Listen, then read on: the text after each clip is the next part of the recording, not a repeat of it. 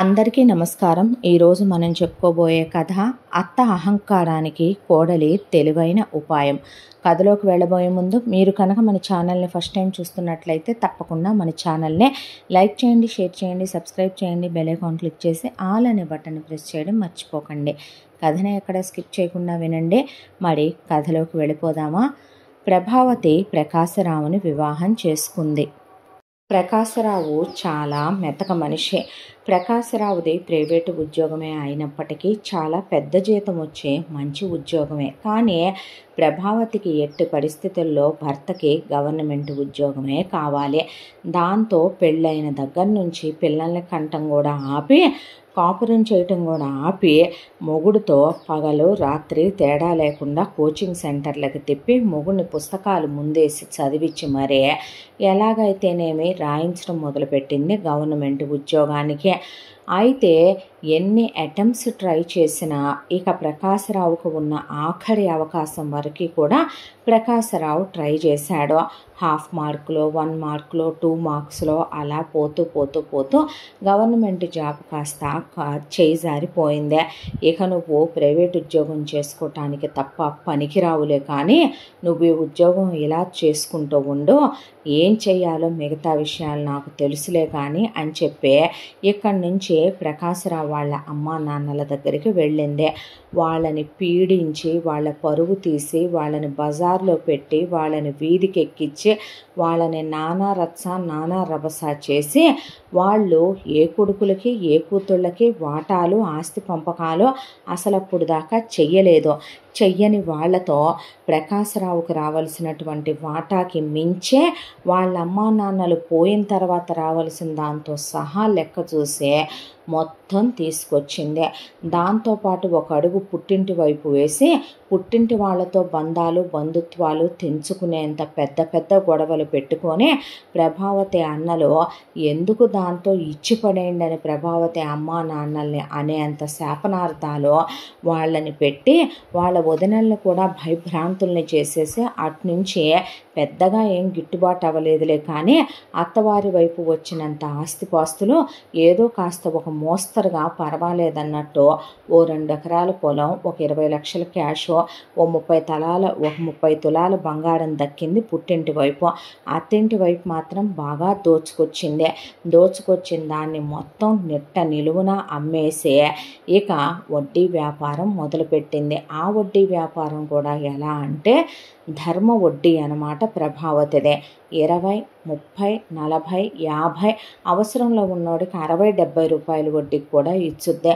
ఆ అవసరాలు వాళ్ళకి కర్మానుసారం వస్తాయా అంటే కాదు, వచ్చేలా క్రియేట్ చేయించుద్ది ప్రభావతే. ఫర్ సపోజ్ వయసులో ఉన్న ఆడపిల్లల తండ్రులు ఎవరో టిక్కులు పెట్టుకుంటదే.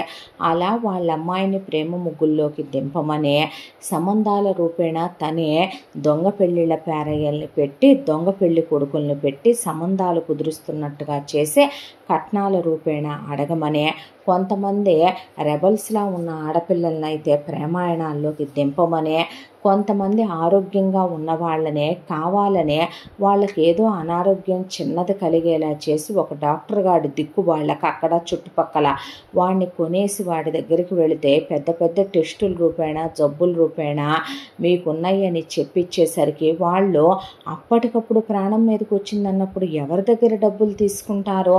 పొలాల అమ్మలేరు, స్థలాల అమ్మలేరు, బంగారాల అమ్మితే సరిపోయేంతలో వాళ్ళ రోగాలు వాళ్ళ అవసరాలు ఉండవు. కాబట్టి వచ్చే ప్రభావతి దగ్గర చేయి చాచేవాళ్ళు. అవసరం అన్నప్పుడు మనిషికి ప్రాణం కన్నా మానం కన్నా ఏది విలువైందే?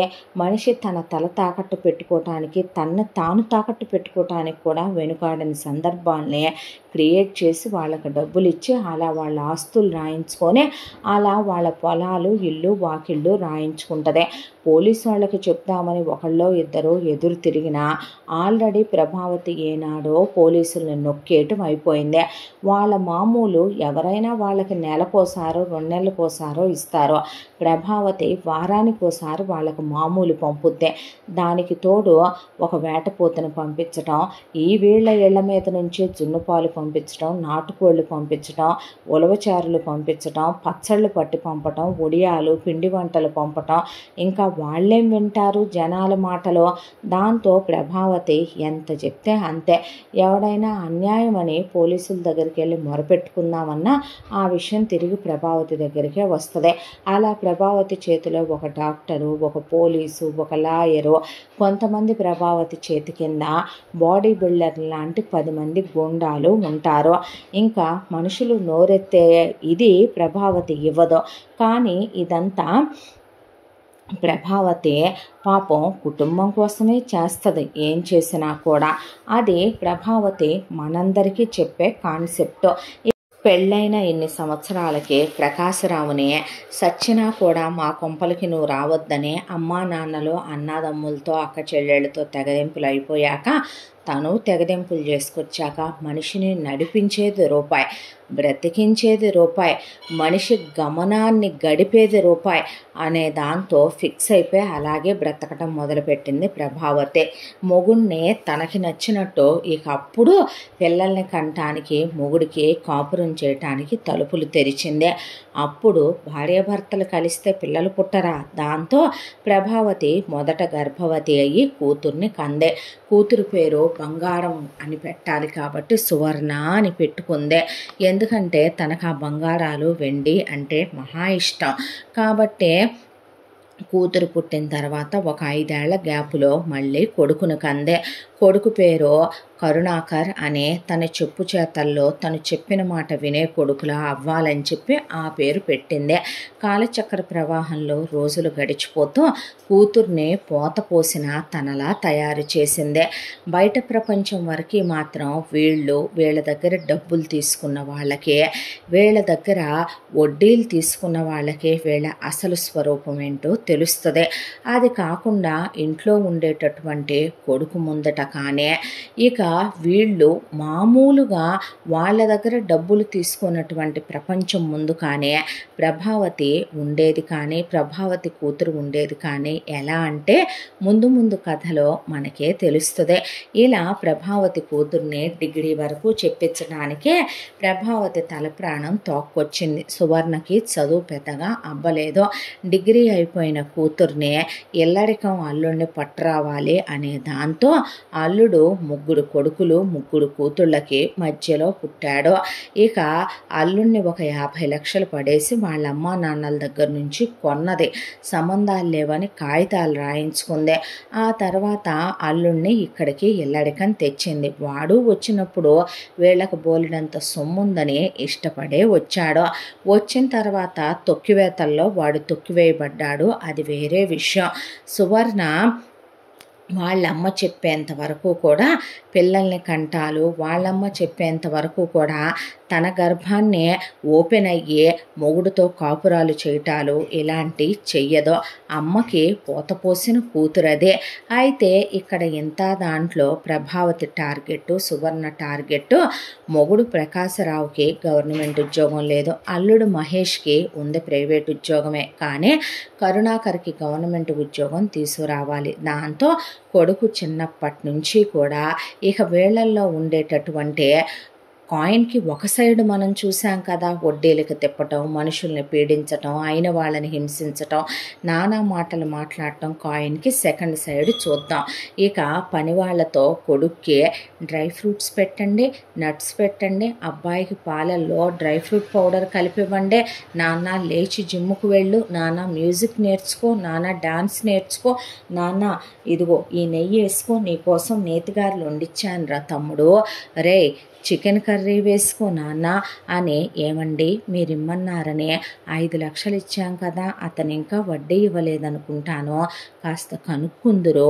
ఏం చేసినా పిల్లల కోసమే కదండి మీరు, మళ్ళీ అన్నీ నన్నే అనుకుంటున్నారు జనాలు, అంతా నేనే చేస్తున్నాననే అనే పవిట భుజం మీద నుంచి తీయకుండా అల్లుడు గారు రండి భోంచేద్దురుగానే, ఏమండి మిమ్మల్నేనండి అమ్మ పిలుస్తోంది అని కూతురు. తమ్ముడు అమ్మకు అసలు నువ్వంటే ఎంత ప్రేమో తెలుసా, అమ్మకు అసలు రాత్రి కలొచ్చిందంటరా, నువ్వు గవర్నమెంట్ ఉద్యోగస్తుడు అయినట్టు, పెద్ద ప్యాలెస్ అంత ఇంట్లో ఉన్నట్టు, చాలా అందమైన యువరాణిని తెచ్చి నీకు పెళ్లి చేసినట్టు, నీ పిల్లలతో తను ఆడుకుంటున్నట్టు, నాన్న మీద నీ పిల్లలు సుస్సు పోసారంట తెలుసా. నేను మేనత్తని కదా, నేను వాళ్ళని ఎత్తుకున్నట్టు. అబ్బో ఏమనుకుంటున్నావురా, ఆ భగవంతుడు నాకు బిడ్డల్ని ఇవ్వాలనుకున్నా నీకోసమే నేను పిల్లల్ని కంటలేదు నాన్న. ఎందుకో తెలుసా, నా తర్వాత 5 ఏళ్లకు అమ్మకి నువ్వు పుట్టేశావా, అమ్మను అయ్యానురా నీ రాకతో, అందుకే నేను నా తొలి బిడ్డవి నువ్వనే. పిల్లల్ని కూడా కంటలేదు తమ్ముడు, నా బంగారు తండ్రి రామ్మ, ఈ 2 లెగ్ పీస్లు వేసుకో, ఈగో ఈ మటన్ వేసుకో నాన్న, నీకోసం ఈరోజు ప్రాన్స్ ఫ్రై చేశాను తెలుసా, ఫిష్ ఫ్రై చేశాను తెలుసా, ఐ చేశాను తెలుసా, ఈ చేశాను తెలుసా అనే. కొడుకు దృష్టిలో అమ్మ ఒక దేవత, కొడుకు దృష్టిలో అక్క మినీ దేవత. ఇలా ఉంటూ కొడుకుని డిగ్రీ పీజీ చేయించారు. అయిపోయిన తర్వాత టీవీ చూడొచ్చుగా నాన్న, పద్దాకా చదువు చదువు చదువు పిచ్చి సన్నాసే అంటే, లేదమ్మా నేను ఏ టీవీ చూడను, నేను ఎగ్జామ్కి ప్రిపేర్ అవుతాను అనే లోపలికి వెళ్ళి తలుపులు వేసుకునేవాడు. మాకు కావలసింది కూడా అదే కదరా, పనికి మాలిన ఎదవ, నువ్వు పుట్టిన దగ్గర నుంచి నీతో నటించలేక చస్తున్నావు నీతి మాలిన కుక్క అని మనసులో అనుకొని, నీ ఇష్టం నాన్న, నీ ఇష్టం ఏదైనా సరే, ఈ అమ్మ అక్క కాదంటారా అనేసి పైకి వాడు పిచ్చోళ్ళ గదిలో పడే జుట్టంతా పీకేసుకొని గవర్నమెంట్ ఉద్యోగం కోసం ప్రిపేరే ఫస్ట్ అటెంప్ట్ ట్రై చేశాడు. పోయిందే. ఆ పోయిందనే కోపాన్ని అరికాలు కింద, నాలుక కింద, కళ్ళ లోపల వచ్చే ఆవేశాన్ని అరిచేతి గుప్పెట్లో కప్పేసి పట్టుకున్నారు అమ్మ కూతుళ్ళు. పోనీలే నాన్న, పోతే పోయిందిలే, ఇప్పుడు గవర్నమెంట్ ఉద్యోగం రాకపోతే ఏమైంది, లేదమ్మా నీ కళ నేను నెరవేర్చాలే, ఏం చేసైనా సాధిస్తానమ్మా నేననే నిద్రపోవటం మానేసి తిండి తినటం మానేసి అమ్మ కోరిక అక్క కోరిక తీర్చాలనే దాంతో మన కుర్రాడు నిద్రాహారాలు మాని మరీ చదవటం మొదలుపెట్టి తర్వాత అటెంప్ట్లో గవర్నమెంట్ ఉద్యోగం కొట్టాడు. అది కూడా చాలా పెద్ద హైయెస్ట్ పోస్టు, స్టార్టింగ్లోనే వచ్చే విధంగా పావులు కదిపించి కొంత డబ్బులు పడేసిందే ప్రభావతి. ఇక అంతే, కొడుక్కేమీ తను పెళ్లి చేయాలనుకోలేదు కాబట్టి రోజులు గడిచిపోతూ ఎంత దాంట్లో కరుణాకరేమీ పై డబ్బులు తీసుకొని పత్తెత్తేమీ కాదు. పై డబ్బులు జీతం కన్నా కొన్ని రెట్లు ఎక్కువ తీసుకునేవాడు. అలా రోజు వచ్చిన పై డబ్బులు ప్లస్ జీతం తీసుకొచ్చి అలా ప్రభావతి చేతిలో పోయటం, ప్రభావతి ఆ డబ్బుల్ని దిగతింటాం ఒకవైపున ఇలా జరిగిపోతూ ఉండగా, కొడుక్కి ఉద్యోగం వచ్చిన 3 సంవత్సరాల్లో కూతురికి అప్పుడు గర్భం తెరవమని అల్లుడితో కాపురం చేయించుకోమని చెప్పింది. అయితే ఎంత ట్రై చేసినా పిల్లలు పుట్టట్లేదే, కడుపు రావట్లేదే. వెళితే డాక్టర్లు అల్లుళ్ళలో కాదు కూతుర్లో 600 లోపాలు ఉన్నాయని చెప్పారు. దాంతో అల్లుడిని తీసి పక్కన పడేసి IVFల దగ్గర మొదలుపెట్టి చివరికి టెస్ట్ బేబీలు IUIలైనా పర్వాలేదని చెప్పి కొన్ని లక్షలు కాదు కోట్ల రూపాయలే ఖర్చు పెట్టి 2 సార్లు గర్భవతి అయ్యి సువర్ణ 2 కూతుళ్ళని కనేసింది. తమ్ముడు సంపాదిస్తున్నాడు కదా, వచ్చి పడుతున్నాయిగా కట్టలు, అమ్మ సంపాదించిందంతా ఎవరికి, రేపొద్దున తనకి తన కూతుళ్ళ కోసమే కదా అనే దాంతో మగపిల్లాడిని కనాలనుకుంటే డాక్టరు, ఇహ నా వల్ల కాదమ్మా, నీకున్న లోపాలకి నిన్ను ప్రెగ్నెంట్ని చేయటం అనేసింది ఆవిడ. వెరసి 2 కూతుళ్లతో సువర్ణ ఆపుకోవాల్సి వచ్చింది. పుట్టిన పిల్లల్ని మహేష్ అకౌంట్లో పడేసిందే, అది వేరే విషయం. ఇక ఆ తర్వాత ఇలా రోజులు గడిచిపోతూ ఉండగా పిల్లాడికి ఉద్యోగం వచ్చి కూడా 3 ఏళ్ళైంది. మీ వాడికి పీజీ అయిపోయిన 2 ఏళ్లకు ఉద్యోగం వచ్చింది. 30 దాటినట్టున్నాయి, పెళ్లి చేయవా మీ వాడికి అనేపాటికి కొడుకు వినాలని ఎవరో దూర బంధువు వచ్చి కూర్చోనంటే, అయ్యో వదిన ఎందుకు పెళ్లి చేయను, వాడికి అలాంటి ఇలాంటి అమ్మాయిని చూసి చేస్తానా, వాడి కోసం యువరాణి ఎక్కడో పుట్టే ఉంటదే, అల్లాటప్ప అమ్మాయిని చేయకూడదని, అందగత్తెని చెయ్యాలని, మంచి ఫ్యామిలీలో అమ్మాయిని చెయ్యాలని, నా కొడుకుని తప్ప ఎవరి వైపు కన్నెత్తి చూడనటువంటి పరపరాగ సంపర్కం ఎరుగినటువంటి కన్యనిచ్చి చెయ్యాలని, ఈ రోజుల్లో అమ్మాయిల్లాగా ప్రేమాయణాలు, కాళ్ళు జారటాలు, కడుపులు తెచ్చుకున్న అమ్మాయి కాకుండా నా కొడుకు ఎవరిని మెచ్చుతాడా అని 1000 కళ్ళతో ఎదురు చూస్తున్నాను తెలుసా. ఒక్కదానికి ముక్కుంటే మొహం సరిగ్గుంటలేదు, ఫ్యామిలీలు ఉంటలేదు, లేదు, వెనకమాల మంచి చెడు ఉండలేదు. మాకు కావలసింది డబ్బులు కాదమ్మా, నా కొడుకు మనసు దోచుకునే కోడలు కావాలి, వాడిని అన్ని విధాలా సంతృప్తి పరచగలిగిన అమ్మాయి అయి ఉండాలి అని కొడుకు వింటున్నాడా లేదా అంటే సిగ్గుపడి సిగ్గుతో మెలికలు తిరుగుతూ వెళ్ళాడు కరుణాకర్. ఆ తర్వాత ఇక ఇవాళ దీని దగ్గర పుట్టిన ఈ మాట రేపు 100 మంది దగ్గర పుట్టుద్దమ్మా, ఏం చేయబోతున్నావు అంటే పెళ్ళిళ్ళ పేరయ్యని పిలిచింది. ఒరే పేరుగా అంటే చెప్పండమ్మా అనేసరికి ఆ రోజు అల్లుడిని పట్టుకొచ్చావు. అవునమ్మా పట్టుకొచ్చాను, అలాగే ఇప్పుడు కోడల్ని కూడా పట్టుకురావాలి. నువ్వు కట్న కానుకల విషయం నేను చెప్పినట్టుగా చూడు సంబంధం. అమ్మా నాన్నలకి కొడుకులు ఉండకూడదు, కొడుకులుంటే కూతుళ్ళకి పెట్టనివ్వరు కోడళ్ళు, కొడుకులకి తలగడ మంత్రాలు వేస్తారు. కాబట్టి ఎట్టి పరిస్థితుల్లో ఒక్కతే కూతురైనా అయి ఉండాలి, ఇద్దరు కూతుళ్ళైనా అయి ఉండాలి. ఆ ఇద్దరు కూతుళ్ళల్లో కూడా అమ్మా నాన్నలకి ఇప్పుడు నా కొడుకిచ్చి చేసుకునేదానికి బాగా దోచిపెట్టే బుద్ధి, విపరీతమైన ప్రేమ ఉండాలి. మనం ఎంత డిమాండ్ చేస్తామో అంతా మనకి హ్యాపీగా ఇవ్వగలిగి ఉండాలి. ఫ్యూచర్లో మనం అడిగిన దానికి కాదనకుండా తల ఊపే వాళ్ళై ఉండాలి. సేమ్ క్యాస్ట్ అయి ఉండాలి, అది చూడటానికి బాగుండాలి, అది కన్య అయి ఉండాలి. అదే ప్రేమాయణాలు సాగించకూడదు, వంపు సొంపులు దాన్ని చూడగానే ఆకట్టుకునేలాగా ఉండాలి. దాని రూపం వినపడిందా నీకు, అదే కుక్కిన పేనల్లా పడుండేలాగా ఉండాలి. అర్థం అవుతుందా?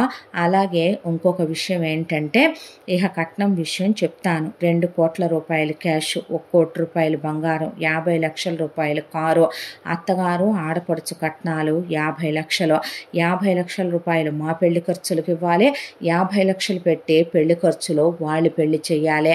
మొత్తం వెరసి 5 కోట్ల రూపాయలు. అర్థమైంది కదా? ఇంకా ప్రాపర్టీలు ఏమైనా పెడతామంటే ఇంకా మరీ మంచిదే. గుర్తుపెట్టుకో, నా కొడుక్కి వచ్చే జీతం ఎంత, పై డబ్బులు మా వాడికి వచ్చేదే దాదాపు నెలకి 2-3 కోట్ల రూపాయల దాకా కళ చూస్తాడు మా వాడు. అర్థమవుతుందిగా నేను చెప్పేదే అందే. అలాగేనని పెళ్ళిళ్ళ పేరయ్య ముక్కు మీద వేలేసుకొని వెళుతూ ఉంటే కరుణాకర్ ఎదురొచ్చాడు. కరుణాకర్ ఎదురొస్తే పెళ్ళిళ్ళ పేరయ్య కింద నుంచి పైదాకా చూస్తే నీకే నాన్న సంబంధాలు చూడమని పేరయ్య పెదనాన్ని పిలిచాను అంటే నమస్తే పేరయ్య గారు అని ఒక 5,000 డబ్బులు ఇస్తే నేను ఇచ్చాను నాన్న అని 5,000 లాక్కొని బొడ్లో పెట్టుకుంటే పేరయ్య కింద నుంచి పైకి చూస్తూ వెళ్ళాడు. ఆ తర్వాత అల్లుడు గారు అంటే చెప్పండి అత్తయ్య అని మహేష్ అలా కూర్చునేపాటికే ఆ రోజున మిమ్మల్ని నేను ఇల్లరికం తెచ్చుకోవాలనుకోలేదు. మీ అమ్మా నాన్నలకి మధ్యలో కొడుకని వాళ్లే బలవంతం చేసి మా ఇంటికి ఇల్లరికం పంపించారా. నేను మీ అమ్మా నాన్నల కిందే ఉంటదేమో సువర్ణ, కోడలు అత్తగారి కింద మెలిగితేనే మంచి చెడు నేర్చుకుంటుందని ఎంత తాపత్రయపడి తపన పడ్డానో తెలుసా. మిమ్మల్ని ఏమో ఇలా పంపించేస్తారు మీ అమ్మా నాన్నలు. ఏమిటో అయ్యయ్యో రండి బాబు మీకోసమనే కోడి పలావు చేయించాను అనేసరికి అమ్మకి ఎంత ప్రేమ బావా నువ్వంటే అన్నాడు. ఈలోపు ప్రకాశరావుకి విపరీతంగా షుగర్ పెరిగిపోయి కంట్లో నీరు కాసులు వచ్చే, కంటి చూపు తగ్గిపోయి తడుముకుంటూ తిరుగుతున్నా. ఇక మిగతాయి కాస్త మోకాళ్ళు అవి అరిగిపోయి ఆపరేషన్లు చేయించాలి, ఒక 5-6 లక్షలు అవుద్దన్నా ప్రకాశరావు జీతమే వస్తున్నా రూపాయి ఖర్చు పెట్టదు కాబట్టి ప్రభావతి ప్రకాశరావుని గవర్నమెంట్ హాస్పిటల్కి వెళ్ళి చూపించుకోపోరా అని వదిలేసిందే. ప్రకాశరావు కూడా కొడుకంటే అసహ్యం. ఎందుకంటే అంత చదివిన ఏ ఎదవకి అమ్మేంటో హక్కేంటో తెలుసుకోవటం చేత కాదా, మరి నాటకాలు వేస్తాడు ప్రతి ఒక్కడు అని అల్లుడితోనే ప్రకాశరావు క్లోజ్గా ఉండేవాడు. ఫస్ట్లో మహేష్కి తెలియదు కానీ సువర్ణ గురించి ఎప్పుడైతే సువర్ణ అసలు బుద్ధి బయటపడటం మొదలైందో మహేష్ కూడా సువర్ణ గురించి అర్థమై బావమరితో పెద్దగా మాట్లాడడం. మామగారికి అల్లుడికి మంచి సావాసం ఉంటుంది ఆ ఇంట్లో. రీసెంట్గా మహేష్ బండి మీద నుంచి పడి కాలు ఇరిగితే కాలుకి 3 లక్షలు పెట్టి డాక్టర్లు ఆపరేషన్ చేయాలన్నారని ఏం అక్కర్లేదని బ్యాండేడ్ తెప్పించి 150-200 పెట్టి తనే ఆ బ్యాండేడ్ కట్టేసింది కాలుకి. ప్రభావతే సెట్ అయిపోద్దిలే మూసుకోరా అనేసారు అమ్మ కూతుళ్ళు. కుంటుకుంటూ తిరుగుతుంటే ఏమైంది బావా, ఏముందే మీ బావకి ఇప్పుడు సరదాలు కావాలరా తమ్ముడు, చెట్టెక్కి జాంకాయ కోసుకోవాలనిపించిందంట. కాలు కాస్త బెణికిందే.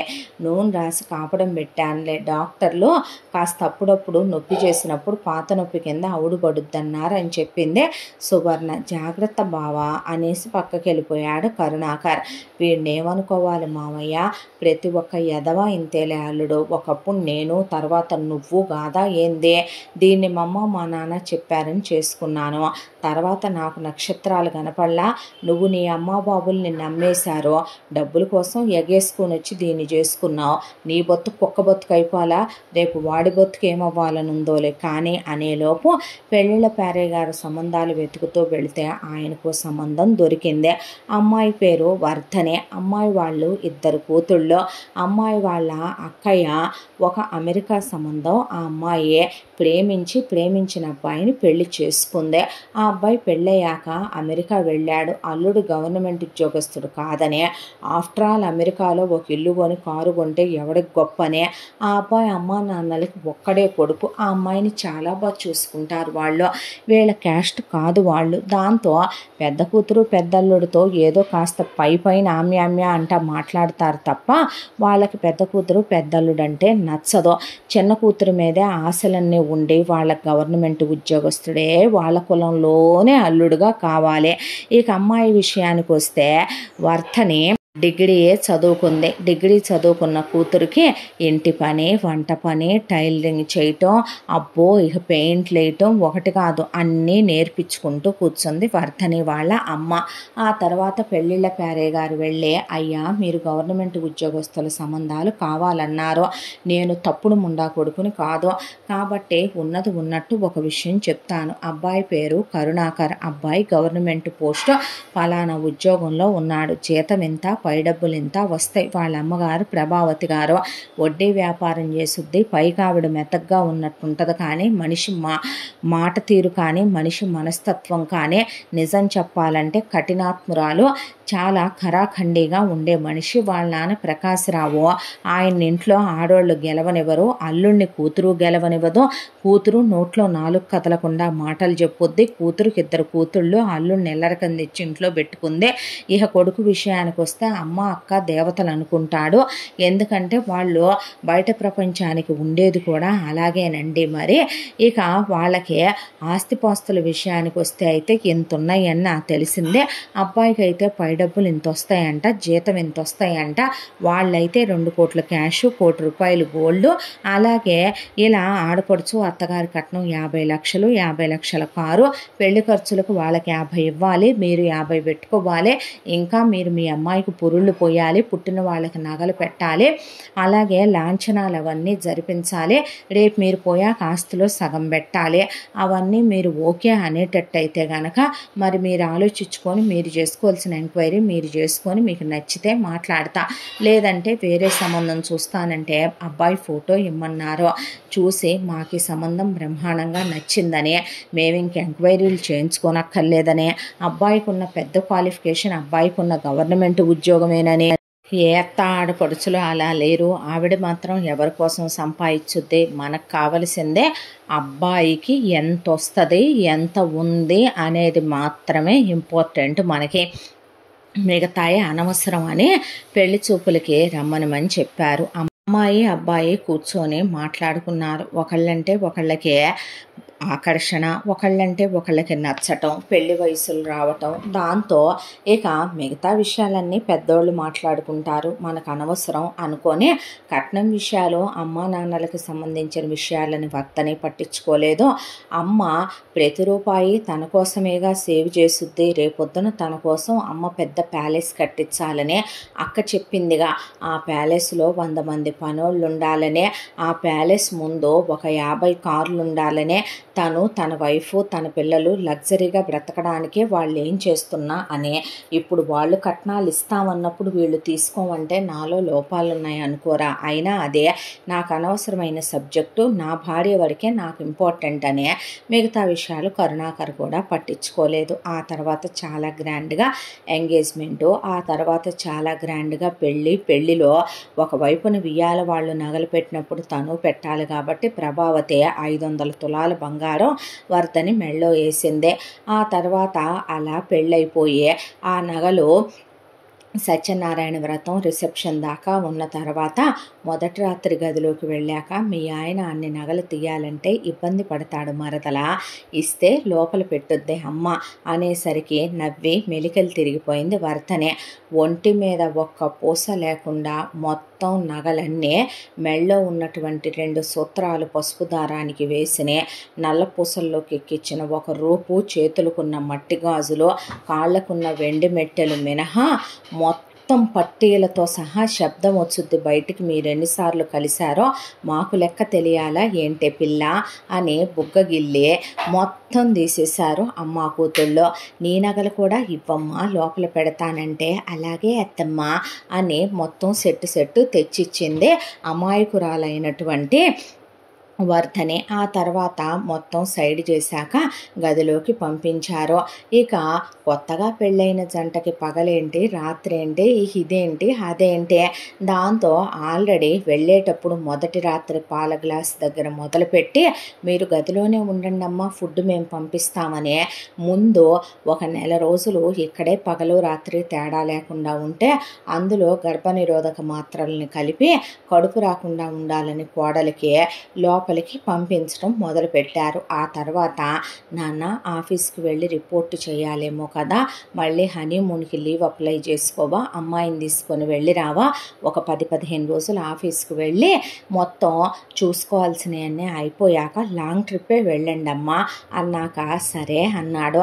అన్న తర్వాత కోడల్ని రామ్మ ఒకసారి వదినకి ఒంట్లో బాగాలేదంటే హాస్పిటల్ దాకా వెళదామంటే ఏంటి తల్లి కళ్ళు తెల్లగా ఉన్నాయి ఓసారి బ్లడ్ టెస్ట్ చేయిస్తా ఉండు అని చెప్పి డాక్టర్కి కన్ను కొట్టింది ప్రభావతి. దాంతో లైట్గా సెడేషన్ ఇచ్చి కాపట్టి వేసేసారు వర్ధనికి. వేసిన తర్వాత పీడ విరగడైపోయింది. ఇక దాని కడుపు ఒక 3 ఏళ్ల దాకా పండుద్దనే భయం కూడా లేదని తీసుకొచ్చి ఇంట్లో పడేసి ఏంటి మత్తుగా ఉందమ్మా అంటే ఏమీ లేదురా బ్లడ్ టెస్ట్ చేశారు నీరసంగా ఉందని. దాంతోనే భయపడిపోయినట్టుంది పిరికి పిల్ల పిచ్చి మాలోకం ఇదేనో అన్న తర్వాత ఎంత ప్రేమమ్మా నీకు, అదేమిట్రా అక్కన్నా రేపొద్దున బావని పెళ్లి చేసుకొని పరా ఇంటి పిల్ల అయిపోయింది, ఆడపిల్లే కానీ ఏడపిల్ల అవుద్దా ఏంటి అని ఒక నవ్వు నవ్వేసి వెళ్ళిపోయి జ్యూస్ తాగమ్మా చిక్కిపోతున్నావే, చూడు డాక్టర్ బ్లడ్ లేదని చెబుతుంది, ఒరే బాగా చూసుకోరా దాన్ని అని త్రిప్టిన్ బిస్కెట్ల దగ్గర నుంచి అన్నీ తెప్పించాయి. తిను తల్లి డ్రై ఫ్రూట్స్ తినమ్మా అని వాళ్ళ అమ్మ నాన్నలు చుట్టాలు బంధువులు వస్తే వాళ్ళ ముందు ఇక అసలు తప్పు పద్దాక అలా పడగదిలోనే ఉంటావా మొగుడుతో, వంటగదిలోకి వెళ్ళి మంచి చెడు చూసుకునే పని లేదా, మీరు మా కోడల్ని ఏమైనా అంటే అసలు ఊరుకునే పని లేదు, అది నా మరదలు అనుకుంటున్నారా, నా తమ్ముడు నా మొదటి సంతానం, వాడి భార్య అంటే నా బిడ్డతో సమానం, ఏంటంట కొత్తగా పెళ్ళైన వాళ్ళంటే అలాగే ఉంటారు, అయినా మేము పని మనిషిగా తెచ్చామనుకుంటున్నారా, మా ఇంట్లో మహారాణిగా చూసుకోవటానికి తెచ్చాం, నువ్వు వెళ్ళరావద్దు నీకెందుకురా ఇవన్నీ అనేసరికి అది కాదు వదిన ఇలా ఎలా పెంచారంటారు, అయినా నీకెన్ని నేర్పించాలా నేను, టైలరింగు పెయింటింగు మగ్గం వర్క్ ఎన్ని రావే నీకు, వంట 100 మందికి చేయగలవు నువ్వు, అలా కూర్చోవచ్చా నువ్వు అనే పాటికి అల్లుడు గారు మీరైనా కాస్త భయం పెట్టండి అంటే వర్ధని వైపు చూసి కన్ను గీటాడు కరుణాకర్ సిగ్గుతో తలదించేసుకుంది. ఆ తర్వాత హనీమూన్కి వెళ్ళొచ్చారు.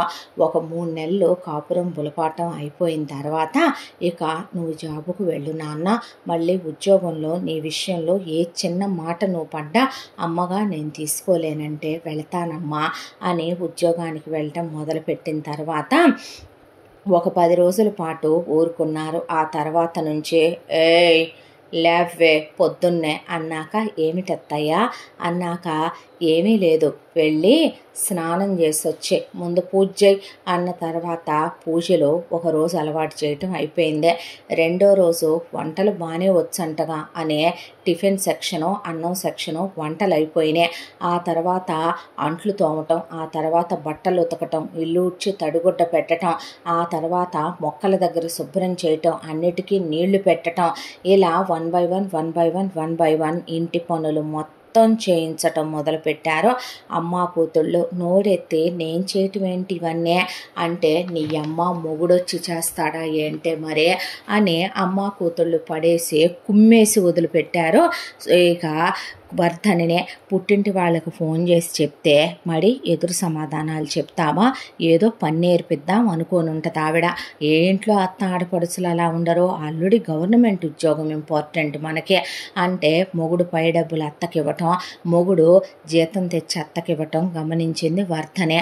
అంతా దాంట్లో మొగుడు వచ్చే టయానికి పిచ్చి పిల్ల వద్దంటే వింటదేమో చూడరా, ఆ పనమ్మాయిని మానిపిచ్చేసిందే, నాకు ఒళ్ళు వస్తుందంటదే, నా మొగుడికి నేను ఎప్పుడూ అప్సరసలా కనపడాలి, మీరు పెట్టే తిండికి నేను లావైపోతున్నాననే, చూడు ఆ వంట ఎలా చేస్తుందో వెళ్ళే, ఇప్పుడు అది వంట చేసి పెట్టకపోతే ఏం పోనమ్మా, మన ఇంట్లో వంట మనిషి లేదా, అదే బట్టలు ఉతకాలంట, అది ఉతికిన బట్టలే మనం వేసుకోవాలంట, అదే అంట్లు గడుగుద్దంట, క్లచక్ క్లచక్ మని మెరిసేలాగా ఎలా తోముద్దో చూడు, అదే ఇల్లు శుభ్రం చేయాలంట. ఏంటో పిచ్చి మాలోకం, చెప్తే వినదు, రామ్మ నీరసం వస్తుంది కలిసి తిందాం రావే అంటే అంట్లల్లో పడి ఎక్కిళ్ళు పెట్టి ఏడుచుకొని ఇంకా వీడేం నమ్ముతాడు నేను చెప్పినా కూడా అని అక్కడికి పడగదిలో చెప్దామనుకుంటే, జీతం మొత్తం అత్తయ్య గారికి పై డబ్బులు అత్తయ్య గారికి ఇస్తున్నావో మన గురించి ఆలోచించట్లేదే అంటే, పిచ్చిదాన మన గురించి అమ్మ కన్నా అక్క కన్నా ఎవరే ఎక్కువ ఆలోచిస్తారో, అమ్మంటే ఎవరో తెలుసా, ఆ దేవతలందరికన్నా కూడా ఎక్కువ నాకు, మా అక్క అంటే ఎవరో తెలుసా, మా అమ్మ కన్నా ఎక్కువ నాకు, వాళ్ళు మన గురించి మన భవిష్యత్తు గురించి మన కోసం బంగారు బాట వెయ్యాలనే, రేపొద్దున మా అక్క వజ్రాలు పొదిగిన బంగారపు కమ్మోడి మీద కూర్చోవాలి మన పిల్లలు, తెలుసా నీకు వాష్రూమ్కి వెళ్ళినా అని కలలు కంటదే. అలాంటి వాళ్ళు ఏం ఆలోచించినా మన కోసమే ఆలోచిస్తారే పిచ్చి మొహమా అని చెప్పేపాటికి ఇంకా వీడు నా గురించే చెప్పినా నమ్మడనే అమ్మాయికి అర్థమైపోయింది. ఆ తర్వాత నుంచి ఇక ఇంటి పని వంట పని దాంతోపాటు నోటి తుత్తర కొద్దీ వీళ్ళమ్మ టైలరింగ్ వచ్చు వంట పని వచ్చు అని చెప్పిందిగా, ఒకవైపున క్యాటరింగు ఆన్లైను ఆఫ్లైను, మరొక వైపున మిషన్ కుట్టించటం. అయ్యో చెప్తే వినవే పిల్ల అంటే వింటదేమో చూడరా, ఎందుకు ఇప్పుడు ఈ పనులన్నీ చేయటం, ఏంటమ్మా రా లేచి కాస్త జ్యూస్ తాగుదుగానిలే అని కొడుకు వచ్చే టయానికి నటించటం.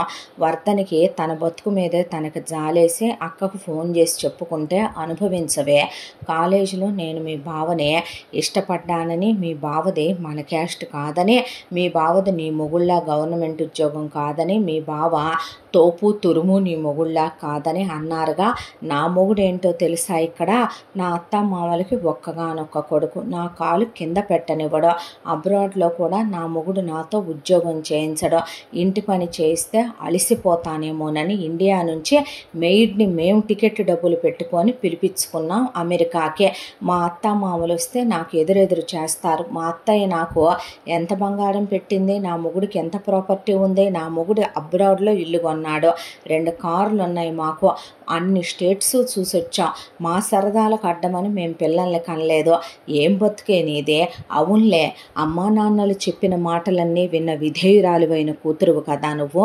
అనుభవించుకొని కర్మ అనేసింది వాళ్ళక్క. ఆ తర్వాత ఎవరికి చెప్పుకొని ఏం లాభం అనుకున్న వర్ధనికి కళ్ళల్లో నీళ్ళొచ్చి ఒక ఉపాయం తట్టింది పీతబుర్రకే. కరుణాకర్ మధ్యలో ఆఫీసులో ఏదన్నా ఫంక్షన్లుంటే వర్ధనిని తీసుకెళ్తే, కరుణాకర్ వాళ్ళ ఆఫీసర్ మేడం ఆవిడ ఫెమినిజం గురించి ఆడవాళ్ళ గురించే కాస్త ఆవిడ స్పీచుల్లో మాట్లాడటం విను ఉంది వర్ధని. దాంతో ఒకరోజు పొద్దున్నే గుడికి వెళ్తున్నానని ఇంట్లో చెప్పి వెళ్ళి ఆవిడ తలుపు తీసేసరికి గుమ్మం ముందు కూర్చొని డైరెక్ట్గా ఆవిడ కాళ్ళ మీద పడిపోతే, ఏమైందమ్మా లే ముందు అని అడిగి ఆవిడ లేపి కూర్చోబెట్టి టిఫిన్ పెట్టి కాఫీ ఇస్తే పిచ్చి కుక్క తిన్నట్టే తిని అక్కడ కూర్చొని కడుపు నిండా తిని ఎన్ని రోజులైందో తెలుసా మేడం అని వీళ్ళ గురించి చెప్పుకొచ్చే, మీకు దండం పెడతాను మేడం, నేను ఇప్పుడే మాట్లాడతాను ఆ ఈడియట్తో అంటే, మీరు ఆ వెధవతో మాట్లాడినా ఉపయోగం ఉండదు మేడం, నా నెత్తిన పాలు పోసిన వాళ్ళు అవుతారు, నా మొగుడికి ప్రమోషన్ ఇవ్వకపోయినా పర్లా, ట్రాన్స్ఫర్ పడేయండి మేడం, తీసుకొని వెళ్ళిపోతాను దూరంగా అంటే, ఆవిడ వెంటనే నువ్వు వెళ్ళి తీరాలని ప్రమోషను ట్రాన్స్ఫరు 2 ఇచ్చింది కరుణాకర్కే. అయితే వెళ్ళిరా నాన్న అని పంపించేపాటికే అమ్మయ్య అని గాలి తీసుకొని మొగుడుతో సహా వేరే ఊరు పారిపోయానని తీన్మార్ డ్యాన్స్ వేసుకుంటూ వెళ్ళింది వర్ధనే. ఆ తీన్మార్లు ఎవరి దగ్గర చెల్లుతాయి, ప్రభావతి దగ్గర, సువర్ణ దగ్గర, చ అలా వీళ్ళు వెళ్ళారో లేదో ప్రతి వారం కొడుకు కోడలు రావాలి. వచ్చే ఇక ప్రభావతి పుట్టినరోజో, ప్రకాశ్రావు పుట్టినరోజో, ప్రభావతి వాళ్ళ పెళ్లి రోజో, కూతురుదో అల్లుడిదో పుట్టినరోజో, కూతుళ్ళ పుట్టినరోజులో, లేకపోతే పెళ్లి రోజో, లేదంటే గనక కొడుకు పుట్టినరోజు, కోడలు పుట్టినరోజు, కొడుకు కోడలు పెళ్లి రోజు, దానికి తోడు ఏదో ఒక పండగలు వస్తూనే ఉంటాయి. కాబట్టి అన్ని మతాలు అన్ని కులాల పండగలు సెలబ్రేట్ చేస్తారు వాళ్ళు. అలా వీళ్ళుండేది దగ్గరలోనే కాబట్టి వారానికి ఒకసారి నేను చూసుకోవాలనుంది కన్నయ్య, చిన్న తండ్రి కల్లోకి వచ్చావు రమ్మనమని. వచ్చేసరికి వాళ్ళకేమైనా బాధ, ఆ వారం రోజుల బట్టలు అలాగే ఉంటే వచ్చాక ఆ వారం రోజుల బట్టలు వర్ధనితో ఉతికిచ్చి ఆ వారం రోజుల అంట్లు వాటిల్లో నుంచి బల్లులే వెళ్ళినా, బొద్దింకలే వెళ్ళినా, ఈగలే వెళ్ళినా, దోమలే వాలినా, వర్ధని వాంతులే చేసుకున్న ఆ అంట్లన్నీ శుభ్రంగా తోమిచ్చి వేడినీళ్ళు మరగబెట్టించి వేడినీళ్ళల్లో వేయించి తీయించి వాటిని కడిగి తుడిచి బోర్లిచ్చి క్లచక్ కన్నాకి ఇల్లంతా బూజులు దులిపించి ఇల్లు కూడా ఊడ్చేవాళ్ళు కాదు అమ్మా కూతుళ్ళు. వారానికి ఒకసారి ఇల్లంతా డస్టింగ్ చేయించి బాత్రూములతో సహా క్లీన్ చేయించుకొని బట్టలన్నీ ఉతికిచ్చి ఐరన్ చేయించుకొని కావలసిన బట్టలన్నీ కుట్టించుకొని ఆ తర్వాత వారానికి సరిపడా నాన్ వెజ్లు పచ్చళ్ళు పిండి వంటలు వర్ధన్ని కుమ్మేసి వండించుకొని ఆ తర్వాత అన్నం మేమే వండుకుంటాం లేవే, పాపం అలసిపోవట్లేదు నువ్వు అని వర్ధని వచ్చిన ప్రతిసారి వ్రతమని నోమని పూజని వర్ధని వాళ్ళ అమ్మా నాన్నల దగ్గర నుంచి అట్నుంచి స్వీట్లు ఫ్రూట్లు పిండి వంటలు దాంతోపాటు గోల్డ్ సిల్వరు పట్టు చీరలు తెప్పించి కరుణాకర్ వస్తూ తన జీతం పై డబ్బులు తెచ్చి అప్పచెప్పి వెళ్ళేవాడు. ఇంకా నేను దూరంగా వెళ్ళే ప్రయోజనం ఏంటి అనే ఇంటికి వెళ్ళేపాటికి మొగుడుతో కాపురం చేయటానికి కూడా ఒంట్లో ఓపిక ఉండేది కాదు. ఇలా తప్పించుకున్న కోడళ్ళనే ఇన్స్పిరేషన్గా తీసుకొని ఈ విషయంలో కూడా ఫెయిల్ అయిపోయానని చెప్పుతో కొట్టుకుందే. ఆ తర్వాత ఇంకాస్త దూరం వెళ్ళిన 15 రోజులకోసారి కూడా సేమ్ పనులు అలాగే చెయ్యాలి. చివరికి నెల రోజులు దూరంగా ఉండేలా వెళ్ళింది. అయినా అలాగే చెయ్యాలి. ఇలా కాలచక్ర ప్రవాహంలో 3 ఏళ్ళు పెళ్ళై గడిచిపోయింది. పిల్లలు పుట్టట్లేదేంటి తనకి, పీరియడ్స్ వచ్చినప్పుడు ఓవర్ బ్లీడింగ్ అవుతుందని ఓసారి వాళ్ళుండే ఊర్లో డాక్టర్ దగ్గరికి వెళ్తే నీకు కాపట్టి వేశారుగా అమ్మా అనేపాటి కాపట్టి నాకు తెలియకుండా నా బాడీలో కాపట్టి ఎవడు పెట్టాడు అనుకున్న తర్వాత గుర్తొచ్చింది. రింగును గతంలోకి వెళ్తే అత్తేయించిన విషయం.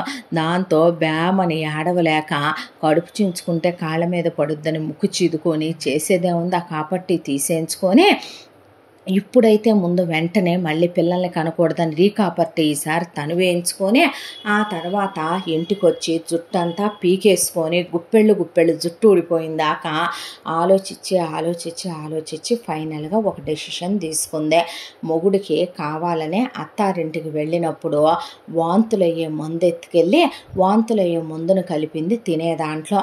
మొగుడికి వరుసగా రోజుకి 10 నుంచి 20 వాంతులు అవటంతో 2 రోజులకే నీరసమై కళ్ళు తిరిగి పడిపోయాడు. హాస్పిటల్కి వెళదాం పదా అంటే నాకు కార్డు ఉందిగా అంటే ఇక హాస్పిటల్కి వెళ్ళి చూపించుకుంటే అయ్యే పనేలే, నాకు కంగారుగా ఉంది పద అని వేరే హాస్పిటల్కి తీసుకెళ్ళి అమ్మా నాన్నలను అడుక్కొని మళ్ళీ బతికుండంగా మిమ్మల్ని రూపాయి అడగనని 25 లక్షలు వేయించుకొని అకౌంట్లో డాక్టర్తో ముందే మాట్లాడుకొని కాళ్ళ మీద పడిపోయి తను చెప్పమన్నట్టు చెప్పమని డాక్టర్ని తీసుకెళ్ళింది మొగుడిని. వాళ్ళకి 50,000 రూపాయలు టెస్టులు రాసి ఇక చాలా ప్రమాదకరమైన హెల్త్ ప్రాబ్లం వచ్చిందని మనిషికి వెంటనే సర్జరీ చేయాలని, అది ఇక్కడ కాదు ఫారెన్లో చేయాలని 5 కోట్ల రూపాయల దాకా ఖర్చు అవుద్దని, ఆపరేషన్ చేయకపోతే 3 నెలల్లో ఇక నువ్వు బతకవని చెప్పి పంపారు మహేష్కి. సెకండ్ ఒపీనియన్ కోసం ఇంకో డాక్టర్ దగ్గరికి వెళదాం రేపు అన్నాడు. ఆ రోజు రాత్రే వెళ్ళి ఆ సెకండ్ ఒపీనియన్ డాక్టర్ గారి కాళ్ళ మీద పడిపోయి ఆయనకి డబ్బులు ఇచ్చి ఆయనతో కూడా ఇదే చెప్పించిన తర్వాత ఇక మహేష్ దిగులు పడిపోయాడు, కూర్చుండిపోయాడు.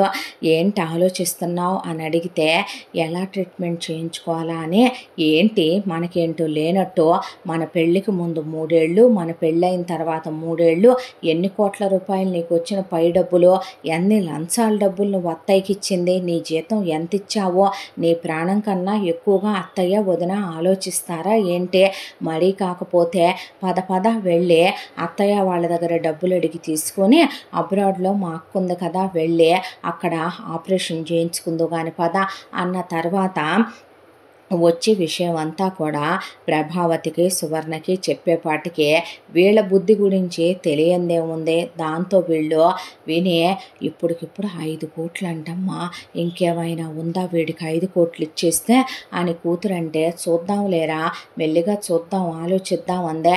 అత్తయ్య మీరు ఆలోచించేది ఎప్పుడు, చూసేది ఎప్పుడు, ఆయనకి ఇంకా టైం లేదు, నువ్వు ఆలోచిస్తానంటేనే 10 రోజులు గడిపేశావు, ఎలాగైతే నా పసుపు కుంకాలు నా తాళిబొట్టని బయటికి తీస్తే ఇక నోరు మోయ్, అడగకుండా 5 కోట్లు అంటే ఏమన్నా చిన్న విషయం అనుకుంటున్నావా ఏంటి, ఏం తెలుసు నీకు అని మీ పుట్టింటి వాళ్ళని అడిగిస్తానుండో అని ఫోన్ చేసి వాళ్ళ పుట్టింటి వాళ్ళని అడిగిచ్చింది కరుణాకర్తో. పెద్దమ్మాయి వచ్చి మా మీద పోట్లాడి ఇప్పటికే చిన్నదానికి ఎక్కువ దోచిపెట్టారని దాని వాటా ఆస్తే అది తీసుకొని వెళ్ళిపోయిందిగా బాబు, మా దగ్గర ఎక్కడి ఉంటే ఇవ్వమా, ఇంత ఇచ్చిన వాళ్ళం అనేసరికి పోనీ నా కట్నం డబ్బులు ఉన్నాయిగా అడుగు, నా బంగారం ఉందిగా అందే వర్ధనే. అనేసరికి వర్ధని బంగారం ఉందిగా అమ్మ, వర్ధని నగలున్నాయిగా అనేసరికి చూద్దాం ఆగాగు అనేసరికి ఇలా కాదు ఇంకా ఇష్యూ పెద్ద చేయాలని వర్ధని వాళ్ళ అమ్మా నాన్నలకి మొత్తం చెప్పి వాళ్ళ అమ్మా నాన్న తిట్టకుండా ఇద్దరు కూతుళ్ళు కలిపి తిట్టి బాగా నోరేసుకొని పడే యాంటీస్ లాంటి ఆంటీస్ని తీసుకొని రమ్మనమందే. వాళ్ళు కూర్చొని అదేంటమ్మా మడిగా పోతే పిల్ల పసుపు కుంకాలు పోతాయంటే పిల్లాడికి ఆపరేషన్ చేయించో, ఇన్నేళ్ల నుంచి వడ్డీలకి తిప్పిన డబ్బులు ఏమైనాయి, అల్లుడి జీతం ఏమైంది, మొగుడు జీతం ఏమైంది, కొడుకు తెచ్చిన పై డబ్బులు ఏమైనా, కొడుకు జీతం ఏమైందే, మా అమ్మాయికి మేము ఇచ్చిన కట్నం డబ్బులు బంగారం ఏమైందంటే వీళ్ళకి అసలే ఓర్పు సహనాలు తక్కువ కదా. 5 నిమిషాలు విన్నారు, 6 నిమిషాలు విన్నారు, 10 నిమిషాలు విన్నారు.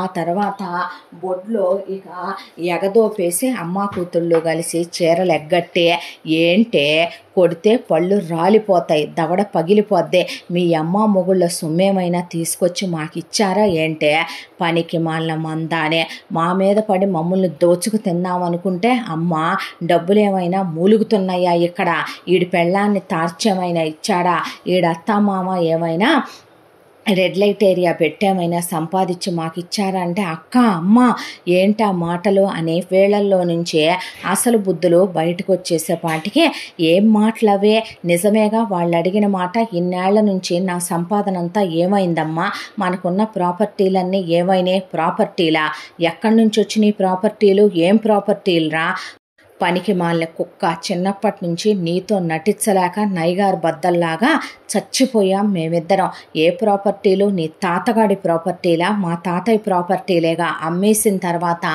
ఇంకెవడికి రా చెందుతాయవే అంటే నేనిచ్చిన డబ్బులన్నీ నువ్వు నాకు ఇచ్చినట్టు నోటుందా, నువ్వు నాకు ఇచ్చినట్టు సాక్ష్యం ఉందా, నువ్వు నాకు ఇచ్చినట్టు వీడియో ఫుటేజ్ ఉందా, నువ్వు నాకు ఇచ్చినట్టు సాక్షులు ఉన్నారా, అసలు ఎవడరా నువ్వు అక్కడ దాకా వస్తే, పనికి మాలిన ఎదవన్నాడు, ఎదవ పోరం బొకల కుక్క అని పడేసి కొడుకు దవళ్ళు వాయించేసింది ప్రభావతి. తమ్ముడు జుట్టంతా పీ కళ్ళల్లో కారం కొట్టి పడేసి చితక్ కొట్టేసింది సువర్ణ. నా పెళ్ళాము కట్నం డబ్బులు ఏమైనాయే అంటే ఎప్పుడో ఖర్చు అయిపోయినాయి, నగలు ఎలికలు ఎత్తుకెళ్ళినాయి అనేపాటికి వామ్మో వాయ్యో అని వచ్చిన వాళ్ళు నీకన్నా సిగ్గుండాలబ్బాయి, మీ అమ్మ వాళ్ళకైనా సిగ్గుండాలి, పాడి మీద పడుకోవటానికి రెడీగా ఉండని వాళ్ళని బాగా అన్నమాట అనకుండా అనిపించి పంపింది వర్ధనే. వెళ్ళిపోయిన తర్వాత చావు భయం అనేది మనిషికి చాలా దారుణంగా ఉండే సిచ్యువేషన్. పండి వీడిని కూడా పడాలేమనమని చెప్పి నా అమ్మ నా అక్క అమ్మ దేవత, అక్క దేవత, అమ్మ దేవత, అక్క దేవత అన్నందుకు వీడు అనుభవించాలని ఆ అమ్మాయి ఊడుకొని రోజు గొడవలే, రోజు యుద్ధాలే. 3 నెలల కాలంలో ఎంత జీతం వస్తుంది, ఎంత లంచాలు వస్తాయి, 5 కోట్ల రూపాయలు పోనీ ట్రై చేద్దామన్నా కూడా లోన్ రూపేణా అప్పు రూపేణా కూడా పుట్టలేదు కరుణాకర్కి, పుట్టకుండా చేసింది వర్ధని. దాంతో వేరే ఆప్షన్ లేక ఒక రోజున పడుకొని నువ్వు నేను చచ్చిపోతే మళ్ళీ పెళ్లి చేసుకోరా, నువ్వు దిగుల్లోకి వెళ్ళిపోకు, నా గురించి ఆలోచించకు, పిల్లలు లేరుగా పిల్లల్ని కను, నేనే నీ కడుపును పుట్టాననుకొని ఒకళ్ళకి నా పేరు పెట్టుకో అనేపాటికి ఆ అమ్మాయి లేచి ఫోన్ మాట్లాడుతుంటే ఎవరితో అక్కనైనా హెల్ప్ చేయమని అడుగుదామని అడుగుతున్నాననకే అడుక్కుంటున్నాను, నాకు బ్రతకాలనుందే, నీతో హ్యాపీగా కాపురం చెయ్యాలనుందే, చూసావా ఎన్ని డబ్బులు తీసుకెళ్ళి అక్కని అమ్మని నమ్మావో, మన గురించి మనం ఆలోచించుకో, తెచ్చుకోవద్దా? ప్రతి ఒక్కళ్ళకి సెల్ఫ్ లవ్ అనేది ఒకటి ఉండాలి. వాళ్ళ భార్య అని, వాళ్ళ బిడ్డని, వాళ్ళ కుటుంబం అని రూపాయి వాళ్ళ పేరిట జాగ్రత్త చేసుకోవాలని వాళ్ళకి తెలియాలి కదో. అక్కయ్య ఆ మాటే అంటోంది. అదేదో నీ పేరు మీద అకౌంట్లో ఉంచుకుంటే ఉండనన్నయ్య, మ్యూచువల్ వేసుకుంటే ఉండనన్నయ్య, ఏ ల్యాండ్ల మీదో గోల్డ్ మీదో పెడితే ఉండనన్నయ్య, నమ్మి ఈ రోజున ఇచ్చావు, ఇచ్చినందుకు ఇలా చేశారు, నువ్వు పోయాక నేనుండి ఇంకా ఏం చేస్తాను చెప్పు ఇక్కడ అనేపాటికి మీ అక్కని ఊడికినే వద్దే, వడ్డీకి ఇమ్మనమనో, నేను బ్రతికి తిరిగి వస్తే వడ్డీతో సహా మీ అక్కకి ఇస్తానని చెప్పు అనేపాటికి ఇక వదిన గారు మీ కాళ్ళు పట్టుకుంటానండి అని అడిగాడు కరుణాకర్. అడిగాక వర్ధని చెప్పమన్నట్టే చెప్పింది వాళ్ళ అక్కయ్య. మా వారితో మాట్లాడతాను, టైం కావాలనే. సరే ఇస్తానన్నాడు ఆయన. వడ్డీ వద్దు పాడొద్దులే కానీ బయలుదేరి రండి ఇక్కడికని ఆల్రెడీ వర్తని వాళ్ళ బావ ఫ్రెండ్ ఒక అబ్బాయి డాక్టర్ హాస్పిటల్కి తీసుకెళ్ళి అన్ని టెస్టులు చేయించి కాస్త ఇమ్యూనిటీ పెరగటానికి ఈ మధ్య డల్ అయిపోయాడుగా, వాటికి వీటికి అని మందులు వాడుతూ 2 రోజులు సెడేషన్ ఇస్తే డబ్బులు ఆ బావగారు వాళ్ళే కట్టేశారు అని అబద్ధం చెప్పింది వర్ధని. తగ్గిపోయిందా, అయిపోయిందా నాకు ఆపరేషను అన్న తర్వాత మన ఊళ్ళల్లో లాగా ఇక్కడ కోసి కుట్లేసి గా నీకు చేసిందే ల్యాప్రోస్కోపీ లాంటిదేలే, చిన్నదే, అది కూడా గాయం 1 రోజులోనే మానిపోయేది, టెన్షన్ పడబాకు, ఇప్పుడు నీకేమీ కాదు అన్నాక వాళ్ళ ఇంటికి తీసుకెళ్ళి ముందు అక్కడ పేషెంట్లా ట్రీట్ చేయాలి కాబట్టి వదిన గారు జ్యూసు, వదిన గారు నాకు అది కావాలి ఇది కావాలంటే నీ మొగుడు దున్నదిన్నట్టు తింటున్నాడు కూర్చొని, ఎక్కడి నుంచి తెచ్చి మ్యాప్వే, అమెరికా మొత్తం తినేటట్టున్నాడు, వండి పెట్టుకో నువ్వే, అక్క వంటమ్మాయి వండుతున్నా బాధేనేంటే నీకు అనేపాటికి బతుకుని నిప్పుల్లో తోసుకోమాకు, వద్దాక మేము కూడా వచ్చి ఆదుకుంటామనే గ్యారంటీలు లేవో. వాళ్ళ బావ అక్క కలిసి ఒకే మాట అడిగారు కరుణాకర్నే. ఇప్పుడు మేము లేకపోతే నీ పరిస్థితి ఏంటి? ఇప్పుడు తిరిగి వెళ్ళిన తర్వాత కూడా మళ్ళీ నువ్వు అమ్మ కూచిలా, అక్క కూచిలా, మమ్మ పప్ప బాయ్లా, సిస్టర్ బాయ్లా ఉంటావా? వాళ్ళన్ని తప్పులు చేయటానికి కారణం నువ్వు కాదా? నువ్వు నీ రూపాయి నువ్వు దాచుకోవటం, నీకు అంత గవర్నమెంట్ ఉద్యోగం చేసి అంత లంచాలు దండుకునే నీకు తెలియకే ఇలా చేసుకున్నానంటావా? ఇవాళ మేము లేకపోతే నీ పరిస్థితి ఏంటి? మేమేదో సాయం చేశామని అంటలేదు, కానీ మేమనే వాళ్ళం లేకపోతే ఆ అమ్మాయి లైఫ్ ఏం చేద్దామని పెళ్లి చేసుకున్నావు నువ్వు అనేపాటికి నాకు బుద్ధి వచ్చిందే.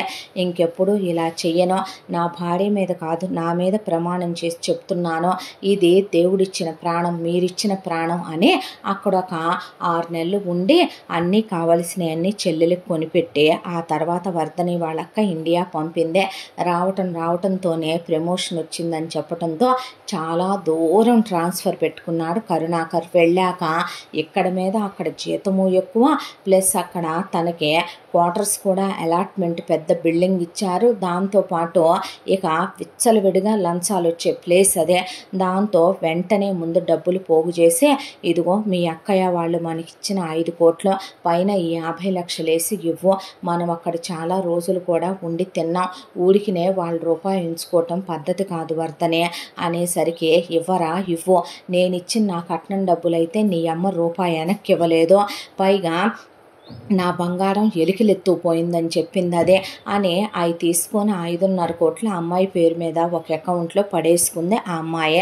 ఆ తర్వాత కరుణాకరు పూర్తిగా అమ్మ వాళ్ళతో సంబంధాలు తెంచేసుకున్నాడు. అక్కడి నుంచి ఇంకా దూరం ట్రాన్స్ఫర్ పెట్టించుకుంటూ చాలా దూరం వెళ్ళిపోయాక వర్ధని కాపట్టి తీసేయించుకొని 2 పిల్లల్ని కందే. ఇక జీతం తెచ్చి పెళ్ళానికి ఇస్తున్నాడు, పై డబ్బులు పెళ్ళానికి ఇస్తున్నాడు, ట్రిప్పులకి వెళ్ళి రావటం, మధ్యలో అక్క వాళ్ళ దగ్గరికి అబ్రాడ్ వెళ్ళి రావటం, వాళ్ళు వచ్చి వెళ్ళటం, పుట్టింటి వాళ్ళు వచ్చి వెళ్ళటం, మొత్తానికి తెలివితేటలతో అత్త అహంకారానికి బుద్ధి చెప్పి ఈ తరం కోడలుగా ఆ అమ్మాయి తన కాపురాన్ని నిలబెట్టుకొని తన పసుపు కుంకాలని తను కింద మీద పడి ఎలాగోలా దక్కించుకోవాలి. మరి పెళ్ళైన తర్వాత కన్యత్వం పోయిన తర్వాత కట్నాలు దారిపోసాక వీధులకు ఎక్కి మీడియాలకు ఎక్కి రచ్చ చేసి బజార్లకు ఎక్కినంత మాత్రాన అమ్మా నాన్నలు పరువు పోవటం, ఇక పోయిన కన్యత్వాలే వెనక్కి రావు, రేపు చేసుకునే సెకండ్ హ్యాండ్ గాడు ఎలా ఉంటాడో ఎవరికి గ్యారంటీ? మరీ పరిస్థితి విషమించిందన్నప్పుడు ఎవరికీ తప్పదు. కానీ ఇలాంటి పనికిమాల వెధవల్నే ఇలా కాకుండా చెప్పుతో రాస్తేనే వింటారు. ఇలాంటి వాళ్ళని ఆ అమ్మాయి తిప్పలేదో పడి సంసారం దాని తెలివితేటలతో అది నిలబెట్టుకుందే. ఆ తర్వాత ప్రభావతి సువర్ణ విచ్చలవిడైపోయి టార్చర్ చేయటం మొదలుపెట్టారు ప్రకాశ్రావుని, మహేష్ని. దాంతో రూపాయి పోగు చేసుకొని ముందు పెళ్ళానికి తెలియకుండా ప్రకాశ్రావు, సువర్ణకి తెలియకుండా మహేష్ డాక్టర్ దగ్గరికి వెళ్తే మీ కాలు ఆల్మోస్ట్ 3/4 కుళ్ళిపోయిందని కాలుకి లోపలున్న బోన్ అంతా తీసేసి రాడ్ వేశారు మహేష్కే. ప్రకాశ్రావుకి ట్రీట్మెంట్ చేస్తే ఆల్మోస్ట్ నీరు కాసులు వచ్చి కంటి చూపు పోయే స్టేజ్లో ఉందని కంటి ఆపరేషన్ చేశారు. గుండెలు మండిపోయినాయి ఇద్దరే. వీటిని ఇలాగే వదిలేసి ఉంచకూడదు అనే దాంతో అప్పుడు వాళ్ళు మాత్రలు తీసుకొచ్చి కలిపి ఇద్దరు సగం మత్తులో ఉండగా ఆస్తి మొత్తం ప్రభావతి పేరిట ఉన్నది ప్రకాశ్రావు, సువర్ణ పేరిట ఉన్నది మహేష్ రాయించేసుకొని చెప్పా పెట్టకుండా అసలు ఊడు పేరు కూడా లేకుండా ఎటు వాళ్ళే ప్రైవేట్ ఉద్యోగాలేగా వదిలిపడేసే దేశాలే మారి దూరాభారం వెళ్ళిపోయి ప్రకాశ్రావు ఒక ఆవిడని చూసి పెళ్లి చేసుకొని మహేష్ ఒక అమ్మాయిని చూసి పెళ్లి చేసుకొని ఆ మామ అల్లుళ్ళు తండ్రి కొడుకులు అని చెప్పి అక్కడ ప్రకాశ్రావు ప్రేమించే భార్యతో సెకండ్ ఇన్నింగ్స్, మహేష్ తన్నర్థం చేసుకునే అమ్మాయితో సెకండ్ ఇన్నింగ్స్ స్టార్ట్ చేసుకొని హ్యాపీగా ఉండి వాళ్ళ లైఫ్ వాళ్ళు ఎటు వెళ్తూ ప్రాపర్టీలు మొత్తం రాయించుకొని వెళ్ళారు కాబట్టి అవన్నీ అమ్మేసుకొని క్యాష్ తీసుకొని వెళ్ళారు కాబట్టి హ్యాపీ సెటిల్ అయిపోయారు. సో అలా కొడుకు గురించి ఆలోచించేదే ఉంది. కొడుకు కూడా అంతకుముందు నిజంగా సొంత బుద్ధి అనేది వాడకుండానే అమ్మనే అక్కనే నమ్మమనే తండ్రిగా ఆయన బావగా మహేష్ చెప్పలేదు. చేసుకున్న దానికి అనుభవించుకున్నాడు. కోడలు తెలివితేటలతో కాపురం నిలబెట్టుకుంది. ఇంకా కొడుకు ఫేజ్ తమకు అనవసరం అనుకున్నారు వాళ్ళు. ఇక ప్రభావతి సువర్ణ విషయానికి వస్తే ప్రభావతి మళ్ళీ వడ్డీ వ్యాపారాలు చేయాలనుకుంది. కానీ చేసిన పాపాలన్నీ ఒక టైంకి దేవుడు చూపిస్తాడన్నట్టు ఒళ్ళంతా రోగాలు కమ్మేసి ఒళ్ళంతా కుళ్ళిపోవటం, ఒక్కొక్క ఆర్గాను ఫెయిల్ అయిపోవటం మొదలవటంతో కూతురు తీసుకెళ్లి ఓల్డేజ్ హోమ్లో పడేసిందే. అక్కడ మంచంలో పడి తీసుకొని కుళ్ళి కృషించి నశించే లుకలుకలాడే పురుగులు బాడీలో నుంచి వచ్చి బాడీ పార్ట్లన్నీ కుళ్ళిపోయి ప్రభావతి కుక్క సావు సచ్చిందే. ఆ తర్వాత సువర్ణకి అడ్డమైన ప్రొసీజర్లతో కానీ మహేష్ అకౌంట్లో వేసిన ఇద్దరు పిల్లలు చిన్న వాళ్లే కాబట్టి భారంగా అనిపించారు. దట్టు ఆడపిల్లలు కాబట్టి ఒక ఇద్దరు పిల్లలు లేని వాళ్ళని చూసి డబ్బులు తీసుకొని ఆ పిల్లల్ని వాళ్ళకి అమ్మేసి వాళ్ళకి దత్తత ఇచ్చినట్టుగా రాసిచ్చేసింది. ఆ తర్వాత సువర్ణ చదివింది కూడా డిగ్రీయే కాబట్టి ఒక చోట ఉద్యోగానికి చేరింది. అలా ఉద్యోగానికి చేరిన చోట ఒక బాస్ గాడికి ఆల్రెడీ సువర్ణ వయసు పిల్లలుండి ఫారెన్లో సెటిల్ అయిపోయి వాడికి పెళ్ళాం పోయిందే. వాడికి ఉంపుడు గత్తెగా ఉంటూ ఇక కొన్నాళ్ళకి వాడిని ముగ్గులో దింపి వాడితో మళ్ళీ మెళ్ళో పుస్తేయించుకొని వాడి రెండో పెళ్ళాంగా ఇక అలా సెటిల్ అయిపోయింది సువర్ణ. ఎంగిలి విస్తరాకు బతుకులాగా మధ్యలో వాడి పిల్లలు రావటం, సువర్ణను పడేసి బాది పారేసి వెళ్ళటం, ఆస్తి అంతా వాళ్ళ పేరు మీద పెట్టించుకోవటం. ఇక సంపాదించే 4 రూపాయల్లో నేను నీకు పోతూ ఈ ఇల్లు నీ పేరు మీద పెట్టిపోతాలే, నీకు పిల్లలు పుట్టట్లేదేంటని వాడు రోజు సువర్ణని కొట్టడం. ఈ వయసులో కూడా నాకు మగతనం ఉంది, నువ్వెందుకు పిల్లల్ని కనలేకపోతున్నావే, నాకు నీతో కూడా పిల్లల్ని కనాలనుందని వయసులో ఉన్న పెళ్ళాం కాబట్టి నన్నే ముగ్గులోకి దించావు, వాడి వైపు కన్ను కొడుతున్నావా వీడి వైపు కన్ను గెడుతున్నావా అని వాడికి అనుమానం జబ్బు. కూర్చుంటే తన్ను నుంచుంటే తన్ను తంతన్నాడు సువర్ణనే. ఇలా వీళ్ళ బ్రతుకులు తెల్లాడిపోయినాయి. వర్ధని మాత్రం కరుణాకర్తో పిల్లలతో తన జీవితాన్ని హ్యాపీగా గడుపుతూ ఆ అమ్మాయి లైఫ్ని ఆ అమ్మాయి ప్రశాంతంగా చేసుకుంది ఇంతకాలానికి. ఎంతటితో ఈ కథ సమాప్తం. మళ్ళీ మరొక మంచి కథతో కలుద్దాం. ఇంత మంచి కథను మనకు అందించిన కథా రచయిత్రి జి యామిని శ్రీనివాస్ గారు. ఇలాంటి మంచి కథలెన్నో మన ఛానల్లో వినాలనుకుంటే తప్పకుండా మన ఛానల్ని లైక్ చేయండి, షేర్ చేయండి, సబ్స్క్రైబ్ చేయండి, బెల్ ఐకాన్ క్లిక్ చేసి ఆల్ అనే బటన్ని ప్రెస్ చేయడం మర్చిపోకండి. మరో మంచి కథతో తప్పకుండా మీ ముందుకు వస్తాను. Thank you so much.